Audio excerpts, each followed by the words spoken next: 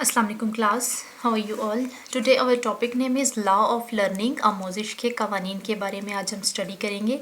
थॉरनडाइक ने 3 रूल्स वज़ा किए थे लॉ ऑफ लर्निंग्स, ठीक है। फर्स्ट ऑफ ऑल था लॉ ऑफ एक्सरसाइज, कानून मशक, लॉ ऑफ इफ़ेक्ट, कानून तासिर, लॉ ऑफ रेडीनेस, कानून आमादगी।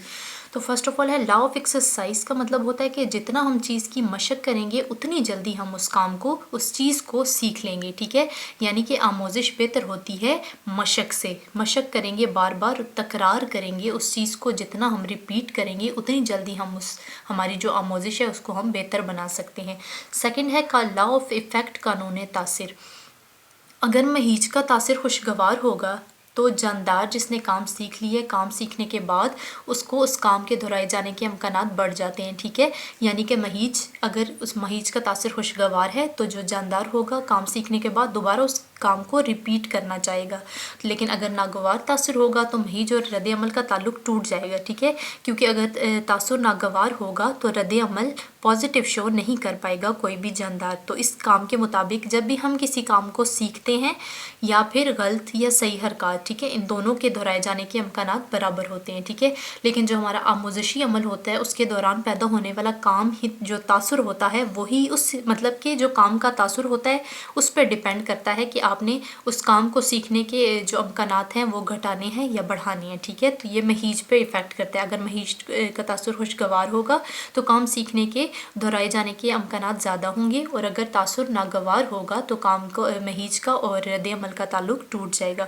जो है जानदार वो रद्द अमल शो नहीं कर पाएगा।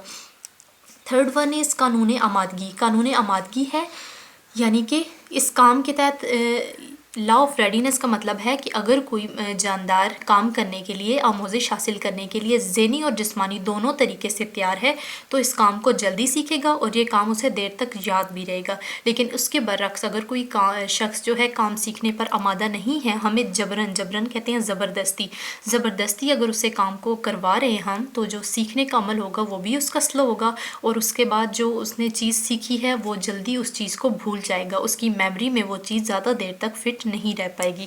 तो उसके बाद है हमारे पास टाइप्स ऑफ लर्निंग, आमोजिश की इकसाम।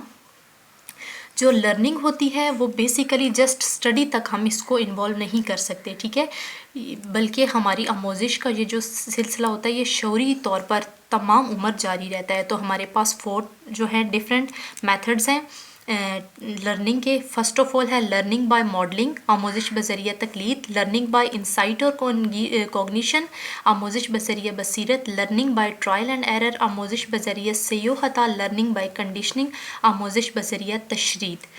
तो आज हम